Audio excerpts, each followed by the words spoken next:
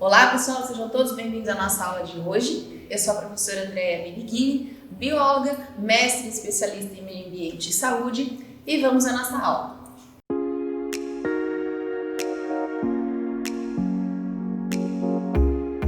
E hoje nós vamos dar continuidade aos nossos estudos com o sistema articular. Isso mesmo. O sistema articular, ele trata a respeito das nossas articulações, né? Que são estruturas aí extremamente importantes, extremamente necessárias aí para que a gente possa executar todos os nossos movimentos, ok? E vamos começar falando um pouquinho sobre alguns critérios de classificação das nossas articulações, tá?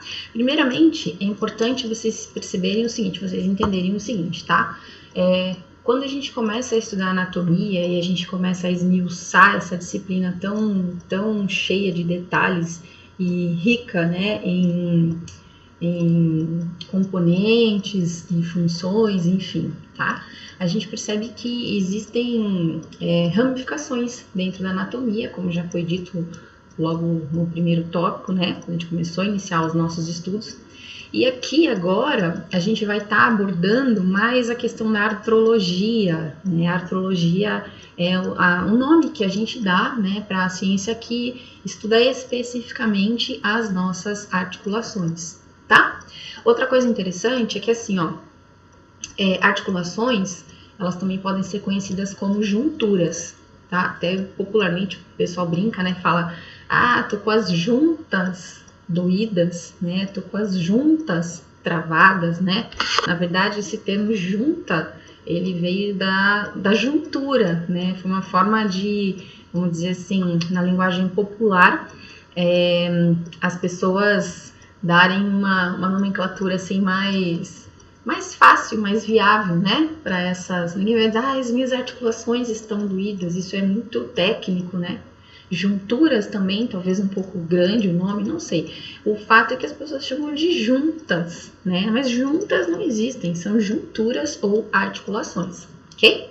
E assim, graças às nossas articulações ou junturas, a gente consegue realizar uma grande variedade de movimentos, né? Se a gente não tivesse essas estruturas aí entre os nossos ossos, esses movimentos com certeza seriam inviáveis, certo?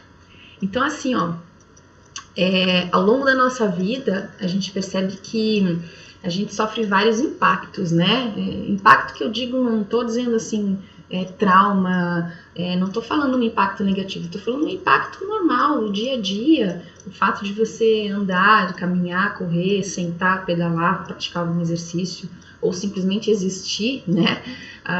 O fato é que a gente sofre impactos, né? Os nossos ossos, eles estão sempre sendo impactados, seja por um motivo simples ou por um motivo mais complexo, né? O simples fato da gente se movimentar, da gente se locomover, a gente já está, de certa forma, causando um atrito aí nos nossos ossos, tá? Então, com a presença das junturas, né, das articulações, a gente percebe que existe uma espécie de diminuição desses impactos, tá? Graças à presença dessas estruturas. E assim, a gente precisa classificar as nossas articulações, né? Embora a gente saiba que, de modo geral, elas estão ali para nos auxiliar na questão dos movimentos, na diminuição de impactos, anatomicamente falando, as articulações, elas também são classificadas com base em alguns critérios, né? E esses critérios são, assim, bastante objetivos, são bastante coerentes, por sinal. E quando a gente fala em classificação de articulações, de junturas, a gente usa basicamente a questão das funções que essas articulações executam, né? E a questão das estruturas que elas apresentam, ou seja, que tipo de material as compõe, ok? Então, a gente tem basicamente esses dois critérios aí bastante relevantes para a classificação das nossas articulações, certo? E assim, quando a gente fala em critério de função, em critério funcional das articulações, o que a gente leva em consideração para utilizar esse critério, tá? A variedade de movimentos que as articulações conseguem proporcionar, conseguem executar. E quando a gente leva em consideração esse tipo de critério, a gente consegue dividi-las, tá, em 3 grupos, digamos assim, que são as sinartroses, as anfiartroses e as diartroses. Eu sei que vocês devem estar achando esses nomes bem difíceis, mas calma que a gente já vai falar um pouquinho sobre cada uma delas e vocês vão ver que não é nenhum bicho de 7 cabeças, tá? Só a questão da nomenclatura talvez que a princípio assuste um pouquinho, mas já vocês vão se familiarizar bem com os termos, ok? E quando a gente leva em consideração o critério estrutural, ou seja, de que material é composta essa articulação, né? O que faz com que essa articulação realmente seja conectada aos ossos, a gente também consegue dividi-las em 3 grupos, tá? Que são as articulações fibrosas, as articulações cartilaginosas e as articulações sinoviais, ok? Vale lembrar que quando a gente também trata do critério de estrutura, tá? A gente também leva em consideração a existência ou não, né? Ou a presença ou ausência de uma cavidade que a gente chama de cavidade articular, que daqui a pouquinho a gente vai falar mais a respeito disso também, ok? Então, recapitulando, as articulações são extremamente importantes para os nossos movimentos, para que a gente consiga executar os nossos movimentos, tá? Elas precisam ser classificadas. Dentro dessa classificação existem critérios.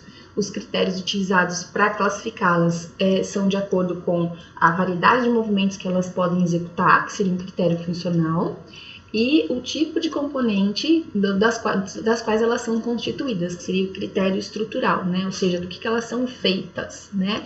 E se existe ou não uma cavidade articular nessas articulações, tá? Então, dessa forma, a gente tem lá, né, as sinartroses, por exemplo, lembrando que sinartroses, anfiartroses e diartroses é de acordo com a quantidade de movimentos que as articulações podem ou não executar, tá? Então, só para vocês terem uma noção, as sinartroses são aquelas articulações que não têm movimento. Vocês vão dizer assim, mas a articulação não serve para ter movimento? A princípio, sim, né? Mas existem algumas articulações que são consideradas articulações imóveis, que é justamente o caso das sinartroses, certo? Por exemplo, a gente já abordou isso, a questão do esqueleto axial e do esqueleto apendicular.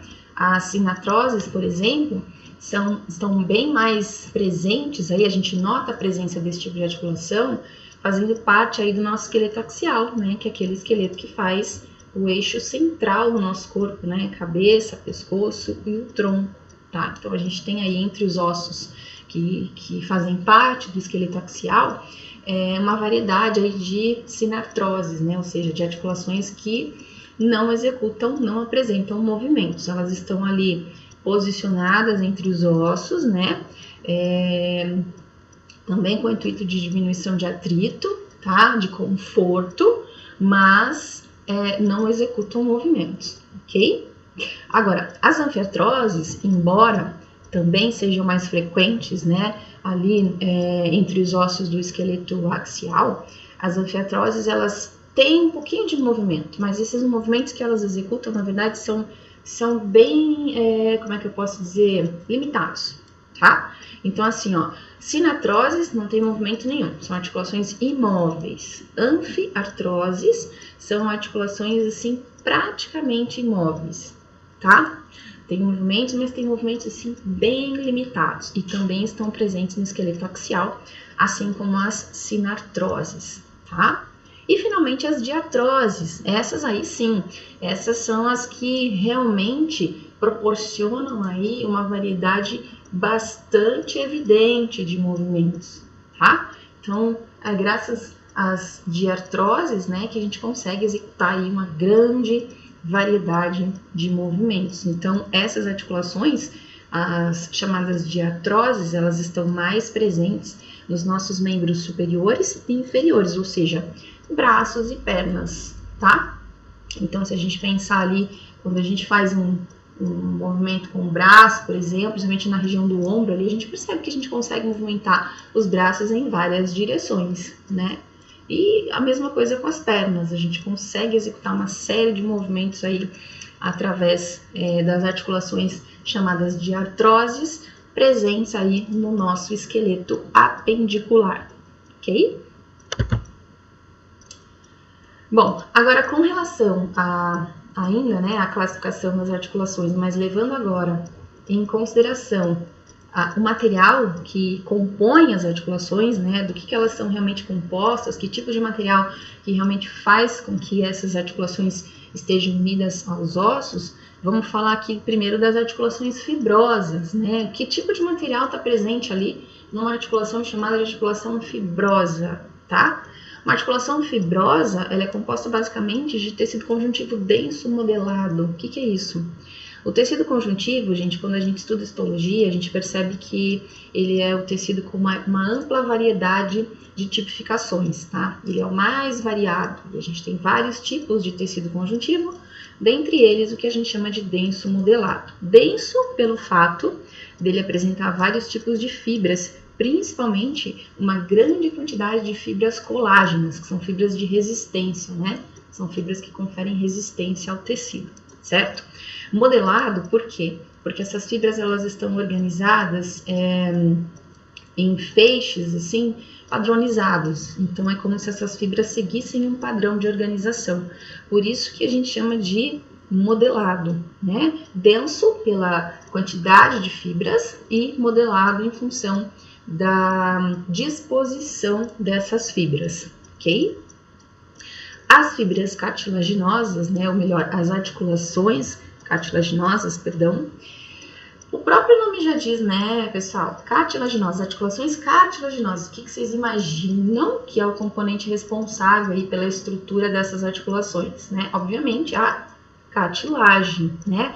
Lembrando que vocês podem encontrar das duas maneiras. Vocês podem encontrar articulações cartilaginosas ou articulações cartilagíneas, a mesma coisa, ok? Então, nesse caso, as articulações cartilaginosas são aquelas cujo componente que as compõe, que as conecta com os ossos, definitivamente são as cartilagens, tá? E, finalmente, as articulações sinoviais, né? As sinoviais, digamos assim, são as que realmente são capazes aí, né? Favorecem aí uma quantidade de movimentos bastante numerosa, né? Então, as articulações sinoviais são aquelas que apresentam uma cavidade articular, né? E nessa cavidade articular, a gente nota a presença de um material fluido, né? De um material viscoso, né? Um material líquido, que a gente chama de líquido sinovial ou sinóvia, né? Que muitas vezes, em função de algumas patologias, podem, né, se acumular aí entre essas articulações sinoviais aí dentro dessa cavidade articular e pode até causar um inchaço muitas vezes aí nas juntas, como popularmente o pessoal costuma dizer, tá? Mas essas são as articulações sinoviais, aquelas que apresentam realmente uma cavidade, né, na articulação, e dentro dessa cavidade a gente nota a presença de um líquido, né, que está presente ali e que esse líquido é chamado de líquido sinovial ou sinóvia, ok? Bom, vamos descrever um pouquinho agora os tipos de articulações fibrosas. Vocês estão vendo aí, essa imagem ela já foi utilizada em outra ocasião, mas é uma imagem que nos dá um direcionamento aí para várias abordagens, para várias ideias, tá? Vamos falar um pouquinho dessas articulações fibrosas que são chamadas de sutura. Então, eu coloquei entre parênteses aí, né? Sutura é a mesma coisa que costura. Como vocês podem observar na própria imagem aqui, né? Se você parar para observar, isso aqui realmente parece uma costura, né? Parece que foi alinhavado aqui, né?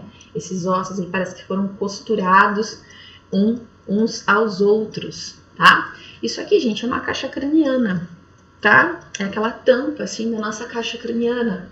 Então, quando a gente nasce, a gente não tem os ossos do crânio totalmente ossificados, digamos assim. Então, ao longo do nosso crescimento, os ossos eles vão se desenvolvendo e eles vão se ossificando, né? Então, quando eles se desenvolvem e eles se ossificam completamente, a gente perde os espaços que anteriormente haviam entre eles, espaços esses que eram preenchidos por material cartilaginoso, né? E ao longo do nosso desenvolvimento, né? Os ossos vão crescendo, esse material cartilaginoso vai sendo substituído por tecido ósseo, né?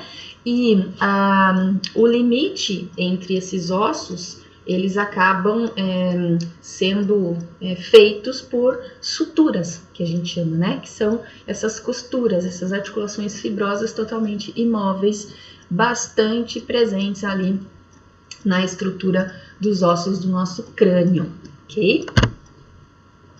Um outro tipo de articulação fibrosa que a gente pode notar também são as chamadas sindesmoses, tá? As sindesmoses, elas têm aí uma variedade de movimento relacionada basicamente com o tamanho das fitas do tecido conjuntivo que faz com que essas articulações fiquem presas aos ossos, tá? A gente tem dois tipos básicos aí, a gente tem dois exemplos bem característicos de sindesmoses, né, que é a articulação tibiodistal, né, tibiofibular distal, e a articulação rádio-unar. Então, a gente tem aqui entre o rádio e a una, né, no nosso braço, essa parte aqui que faz a articulação entre os dois ossos, né, e aqui entre a tíbia e a fíbula também, essa região aqui da articulação que faz o movimento entre esses dois ossos na nossa perna, que permitem aí uma certa variedade de movimentos, porém esses movimentos aí são ainda limitados, tá? Não são movimentos ainda tão variados quanto as demais articulações, né? As outras articulações que propiciam aí um número, uma quantidade maior de movimentos, tá? Então, assim, ó, para a gente determinar variedade de movimento dentro de uma articulação chamada de sindesmose, que é um tipo de articulação fibrosa, né? Lembrando que as articulações fibrosas são compostas de tecido conjuntivo denso, tá? Com relação ao tamanho das fitas do próprio tecido conjuntivo que fazem essa conexão com os ossos. Então, assim, ó, quanto maior o comprimento das fibras, a capacidade de movimento ela acaba sendo um pouco maior. Se as fibras de tecido conjuntivo tiverem um tamanho reduzido, um tamanho menor, um comprimento menor, obviamente também o movimento também vai ser menos variado, certo? Bom, o último tipo de articulação fibrosa que a gente está presente no nosso corpo são as chamadas gonfoses, tá? Eu sei que o nome é meio estranho, tá? Talvez não muito comentado, mas por quê? Porque são articulações muito estudadas pelo pessoal que faz odontologia, né? Pelo pessoal que opta aí por trabalhar com a anatomia mais voltada à região da face, né, mais voltada à região dos dentes, principalmente. Então, os dentistas estudam muito essas articulações, né, se especializam aí nessa região do corpo humano, tá? O que é uma gonfose? É uma articulação também fibrosa, ou seja, também é uma articulação composta de tecido conjuntivo denso, tá? Só que é uma articulação que não tem movimento nenhum. Então, ela está presente ali. Na verdade, assim, ó, ela fica presente entre o dente e o alvéolo, tá? Ela fixa o dente no seu alvéolo dentário, que a gente chama. E ela tá ali justamente para promover uma espécie de amortecimento de impacto, principalmente quando a gente mastiga. Então, tá aqui, ó, basicamente a presença da articulação aqui, tá? E assim, claro que existem alguns problemas, né, algumas doenças, e até mesmo com o avançar da idade, né, pode ser que essas articulações fiquem um pouco mais suscetíveis, mais frouxas, enfim, né, você perca um pouco na capacidade desse amortecimento de impacto, né, e aí os dentes acabem muitas vezes amolecendo, né, talvez por um trauma, uma lesão, ou por idade avançada, enfim, ou quando a criança é muito pequena, ainda está com os dentinhos de leite, né, os dentes ainda não se formaram, os dentes, como é que se diz? Os dentes permanentes ainda não se formaram, então você nota aí que essa articulação ela ainda não é tão eficiente, tá? Mas normalmente as gonfoses elas servem apenas para isso. Elas não conferem movimento nenhum, o dente ele não se movimenta, normalmente o dente está fixo, né, no seu alvéolo dentário, só que existe como se fosse uma almofadinha ali, né, entre o dente e o seu alvéolo, justamente para que durante a mastigação possa haver um pouco de amortecimento do impacto, principalmente quando a gente está mastigando aí um alimento de constituição muito rígida, ok? Bom, e aí vamos falar um pouquinho das articulações cartilaginosas, né? Que são as articulações cartilaginosas ou cartilagíneas, como eu disse para vocês podem encontrar das duas maneiras e de ambas as maneiras está correto nós nos referenciarmos a elas, ok? Bom, como já foi dito, se é uma articulação do tipo cartilaginosa, obviamente o elemento, né, que as compõe são as cartilagens, né? Então, o que faz com que essas articulações realmente se prendam aos ossos, né, se fixem aos ossos, enfim, são as cartilagens. E nesse quesito a gente tem dois tipos de articulações cartilaginosas, as chamadas sincondroses e as sínfises, tá? Vale ressaltar o seguinte, tanto a sincondrose quanto a sínfises, elas não têm aquela cavidade articular, tá? Que eu falei para vocês que existe, por exemplo, na articulação sinovial, né? Essa cavidade articular, normalmente ela é preenchida por um líquido que a gente chama de líquido sinovial ou sinóvia. Essa cavidade articular está presente apenas nas articulações que são articulações sinoviais, tá? As cartilaginosas, elas não têm a cavidade e tampouco vão apresentar esse líquido internamente, sendo, portanto, capazes de executar uma variedade de movimentos não tão expressiva quanto as articulações sinoviais, ok?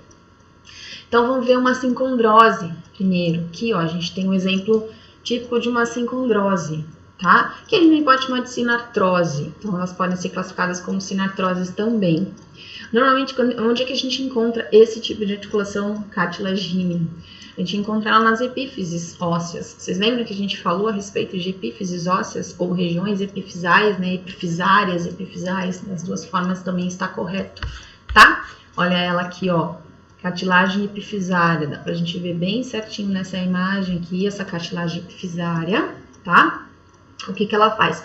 A função dessa cartilagem epifisária é justamente diminuir atrito entre os ossos durante a nossa movimentação, tá? Então, normalmente a gente encontra esse tipo de articulação cartilaginosa nas epífises ósseas, né? Nas regiões epifisais ou epifisárias, tá? Ou seja, na cabeça do osso, né? Entre um osso e outro, por exemplo, tá? Isso permite facilmente aí com que o atrito seja diminuído. Lembrando que muitas vezes podem haver desgastes articulares, tá? Por uma série de fatores também, mas enquanto elas estão intactas, elas fazem sim, elas desempenham sim o papel de diminuição de atrito entre as estruturas ósseas, certo? Um outro tipo aqui de articulação cartilaginosa, olha lá, ó, isso aqui a gente pode observar bem na imagem, a presença dos nossos discos intervertebrais, ó, essa partezinha branca aqui, funcionam como se fosse uma almofadinha na nossa coluna, né? Esse tipo de articulação cartilaginosa são o que a gente chama são as sínfises. Então, as sínfises também são articulações cartilaginosas que encontram-se presentes ali nos discos, né? Compõem os discos intervertebrais, ou seja, essas articulações entre as nossas vértebras e também na nossa região pubiana, na sínfise púbica, né? Que é essa região aqui da pelve, né, que popularmente o pessoal chama de bacia, né? Não existe bacia, existe pelve, tá? Então, a gente tem os dois exemplos típicos aí de articulações cartilaginosas chamadas sínfises, né? Os nossos discos intervertebrais e a sínfise púbica, ok? Então, assim, ó, o tipo de cartilagem que compõe esse tipo de articulação é a cartilagem mais rígida, é a cartilagem mais resistente. Porque assim, ó, quando a gente vê o tecido cartilaginoso lá na histologia, a gente nota que existem 3 tipos de tecido cartilaginoso, tá? Que confere, obviamente, 3 tipos de cartilagem. A hialina, a elástica e a fibrocartilagem. Aqui no caso, para esse tipo de articulação, da sínfise aqui, a gente tem a fibrocartilagem, que entre os 3 tipos de cartilagem é, sem sombra de dúvida, a mais rígida e a mais resistente, tá? E realmente ela precisa ser mais rígida e mais resistente, porque ela tem que eficientemente amortecer os impactos, tá? Agora vamos pensar o seguinte, impacto aonde? Bom, se essas articulações estão nos nossos discos intervertebrais, obviamente elas têm que suportar todo impacto, né, e todo peso, né, toda a carga na nossa coluna, a estrutura do nosso corpo, certo? Então, qualquer movimento, por mais simples que a gente execute, né, com a nossa coluna, a gente precisa que esse movimento seja, de certa forma, amortecido, certo? Porque vocês imaginem aqui, ó, se não tivesse a presença desses discos intervertebrais aqui, ó, entre as peças ósseas, tá? O atrito que isso causaria entre esses ossos, de desgaste, né? E, obviamente, a sensação de dor que isso proporcionaria ao indivíduo, né? Além de, obviamente, uma ineficiência basicamente bastante evidente, na verdade, aí do movimento a ser executado, né? Então, elas são realmente articulações que precisam de uma certa resistência, né? Uma resistência maior do que as demais articulações cartilaginosas também. Portanto, são compostas de fibrocartilagem, que é a cartilagem mais resistente, mais rígida. Então, nesse caso aqui, ó, não é por ser uma cartilagem mais resistente e mais rígida que ela proporciona imobilidade, né, aos locais onde se encontra. Não, elas proporcionam flexibilidade. Afinal de contas, a gente percebe que a nossa coluna é extremamente flexível, né? A gente consegue executar vários movimentos, né, em várias direções aí com a nossa coluna, com a nossa pelve, enfim. Mas são movimentos aí que, de certa forma, são bem estruturados, aí são bem seguros, né? São bem resistentes em função das articulações que propiciam ali a ligação entre os ossos, sem que haja tanto atrito entre eles, ok? E finalmente nós chegamos nas articulações sinoviais, né? Conforme acredito que já deu para notar, quando a gente tem a presença do líquido sinovial, né? Quando a gente tem a sinóvia dentro dessa cavidade aí, dessa cápsula articular, né? A gente tem uma quantidade muito maior de movimentos que podem ser executados. Então, assim, ó, como o nosso corpo é extremamente maleável e flexível, e claro que a gente pode também treinar o nosso corpo para ficar mais maleável e mais flexível, né? De acordo com o tipo de atividade que a gente executa, com os nossos hábitos de vida, enfim. O fato é que esse tipo de articulação são as mais abundantes no nosso corpo, tá? E são as mais móveis também, ou seja, são aquelas que conseguem propiciar maior quantidade de movimentos realmente. E elas, sim, elas apresentam exclusivamente, porque a gente não encontra esse tipo de estrutura nos demais tipos de articulação, apenas nas sinoviais, tá? Que é o quê? A cavidade articular, que eu tinha comentado com vocês, que é preenchida, né, por uma espécie de substância viscosa, né, de líquido, de um fluido que a gente chama de líquido sinovial ou simplesmente sinóvia. Esse líquido, na verdade, ele é produzido basicamente pela própria estrutura da articulação, tá? Ele tem uma composição bioquímica basicamente glicoproteica, que é uma substância, uma junção aí de glicídios com proteína, de açúcar com proteína, vamos chamar assim para ficar mais simples, tá? E o que produz, né, o que faz a produção desse líquido é justamente células específicas que estão presentes no próprio tecido cartilaginoso, né, no próprio tecido conjuntivo cartilaginoso, chamadas de fibroblastos, né? A gente nota que no tecido conjuntivo a gente tem algumas células específicas que são responsáveis por funções também bastante direcionadas. E dentre essas células a gente tem os fibroblastos, tá? Que são as células responsáveis ali pela produção desse líquido sinovial, tão importante aí nas nossas articulações sinoviais, ok?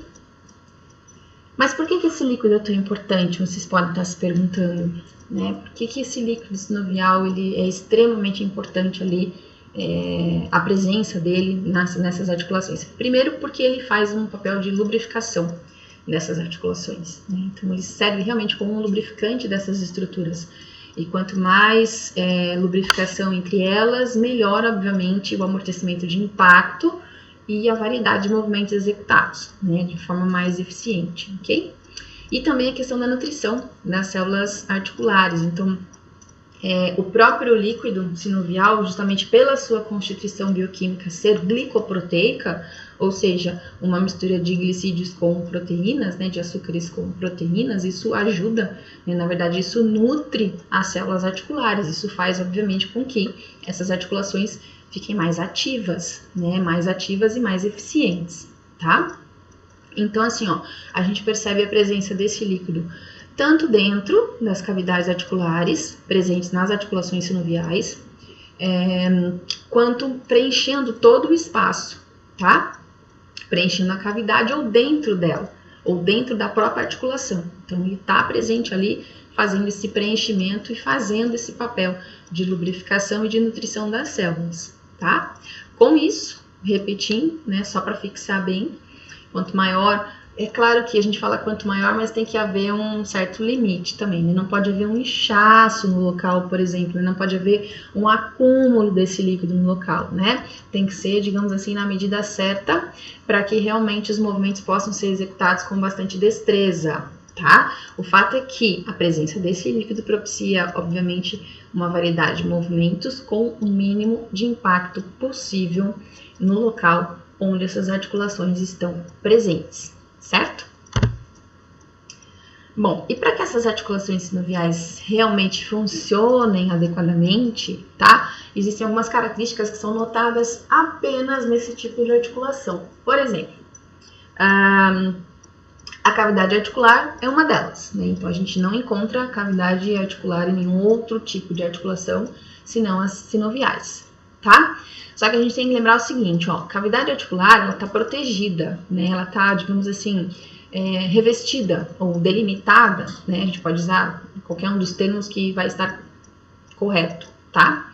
Por membranas. Então, existe uma membrana mais externa e uma membrana mais interna, tá? Que forra aí essa cavidade articular, né? Que delimita essa cavidade articular. A membrana mais externa, que a gente chama de membrana fibrosa, essa membrana fibrosa realmente é que faz a união, né, com os ossos, né? Favorece a união com os nossos ossos. E a membrana mais interna, que é a membrana sinovial, é justamente a membrana que contém essas células que a gente abordou agora há pouco, né, que são os fibroblastos, que fazem a produção do líquido sinovial que a preenche, né? Então, a gente tem a membrana externa fazendo a conexão com os ossos e a membrana interna fazendo a produção de líquido sinovial em função da presença dos fibroblastos, tá?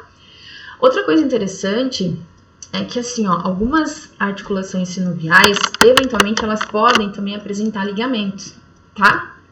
Então, os ligamentos, eles podem eventualmente estar presentes em algumas articulações sinoviais, e quando isso acontece, eles estão ali justamente para reforçar, né, para fortalecer o local dessas articulações. Por quê? Porque normalmente são locais que sofrem muita pressão, né, que estão sujeitos a muito atrito, tá? Então, o ligamento está ali para ajudar a dar um apoio ali, um reforço para a articulação sinovial, né, para torná-la aí ainda mais resistente, tá? E também pode haver a presença de um disco, que a gente chama de disco articular, chamado de menisco. Aqui a gente pode olhar aqui, ó, a presença do menisco aqui do nosso joelho, né? Aqui o menisco lateral, aqui o menisco medial, tá? O ligamento, ó, também a presença do ligamento e a cartilagem articular aqui, né? Aqui, ó, cartilagem articular, tá? Então, vocês percebem que existem aqui, nessa imagem, eu trouxe para mostrar para vocês que, dependendo do local, né, se tem muito atrito, se tem muito impacto, se sofre muita pressão, além da articulação, né, da cavidade articular, da presença do líquido sinovial, para lubrificar bastante o local, das cartilagens articulares que estão normalmente presentes ali, ó, nas epífises ósseas, tá? Pode haver também presença de ligamentos e também de disco articular. Tudo isso para reforçar a região, né? Para tornar aquela região ainda mais resistente, justamente por ser uma região que eventualmente está sujeita a muito atrito, né? A muita pressão, ok? E assim, ó, para a gente meio que finalizar o nosso tópico aqui sobre articulação, a gente tem que lembrar o seguinte, né? Infelizmente, todo mundo, né, se não morre antes, vai envelhecer um dia. E claro que, assim como qualquer outra estrutura orgânica do nosso corpo, as articulações elas também podem sofrer modificações durante o nosso envelhecimento, né? Então, assim, ó, as articulações, na verdade, assim como tudo no nosso corpo, né, elas têm ali uma constituição genética, né? A formação das articulações, ela está relacionada aí com a nossa composição genética, né? O fato é que depois que a gente nasce, essas articulações elas vão sofrendo alterações, modificações, então formato, tamanho e até mesmo a flexibilidade dessas articulações elas podem se modificar em função justamente do uso que a gente faz dessas articulações, né? Então a gente sabe que quanto mais a gente se exercita, quanto mais a gente usa as nossas articulações, mais elas vão se tornando ativas, mais elas vão se tornando resistentes, né? Mais elas vão se tornando eficientes, tá? Só que conforme a gente vai envelhecendo, alguns problemas articulares possivelmente podem nos acometer, né? Então, assim, um dos problemas articulares que é bem comum, que a gente percebe aí em boa parte das pessoas, né, dos indivíduos, é a questão da osteoartrite. Então, a osteoartrite é um problema bem relativamente comum, principalmente em indivíduos senis, né, indivíduos com uma idade um pouco mais avançada, né. Só que, assim, tem uma maneira de se evitar isso, talvez tenha algumas maneiras de se retardar esse processo, né? Ou talvez de minimizar os impactos desse processo de envelhecimento, né? Porque a gente sabe que, afinal de contas, quando a gente estimula uma articulação, quando a gente exercita uma articulação, ela obviamente se torna mais ativa, ela se torna mais nutrida e, consequentemente, ela se torna mais resistente, tá? Assim, infelizmente, quando a gente pratica, o fato da gente praticar, por exemplo, atividades físicas, né, o fato da gente adquirir ou ter uma boa alimentação, hábitos de vida saudáveis, né, enfim, embora isso seja muito importante para manter, né, assim, o equilíbrio nutricional e a atividade das nossas articulações, talvez isso não seja suficientemente para que a gente possa impedir, por exemplo, um processo degenerativo das nossas articulações, né? Então, problemas articulares, eles podem ser retardados, eles podem ser minimizados, obviamente, né, com a prática de exercícios físicos, com hábitos de vida saudáveis, né? Isso tudo pode ser retardado, isso pode de certa forma diminuir, né, o impacto de um processo degenerativo das nossas articulações,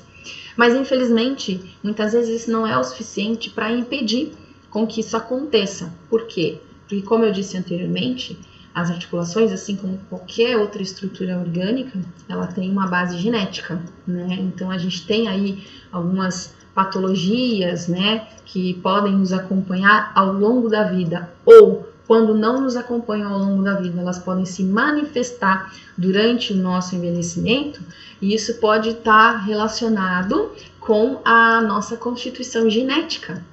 Então isso também é muito importante nós levarmos em consideração, muito embora tá mais do que comprovado que, com relação ao nosso aparelho músculo-esquelético, que a gente fala, o nosso sistema articular, que também está relacionado a esse aparelho, né? O hábito de praticarmos atividades físicas, né? O hábito de fazermos com que as nossas articulações estejam sempre em constante movimento, indiscutivelmente permite aí com que a gente possa ter, pelo menos, um retardo nesse processo de degeneração ou até mesmo uma inibição do processo em si, ok? Bom, pessoal, agradeço a atenção de todos, espero que tenham tido uma excelente aula, tenham aproveitado bastante aí as informações sobre o nosso sistema articular. No próximo tópico, nós vamos dar continuidade com o sistema muscular, sistema esse também bastante relacionado aí ao nosso processo de movimento corporal, ok? Grande abraço, até o próximo tópico. Ok, pessoal? Agradeço a atenção de todos na nossa aula de hoje. Espero que vocês tenham compreendido o assunto trabalhado. Não se esqueçam de acessar o portal, onde vocês podem acessar a qualquer momento e quantas vezes vocês quiserem os materiais disponíveis, os materiais complementares, os exercícios. Muito obrigada e até a nossa próxima aula.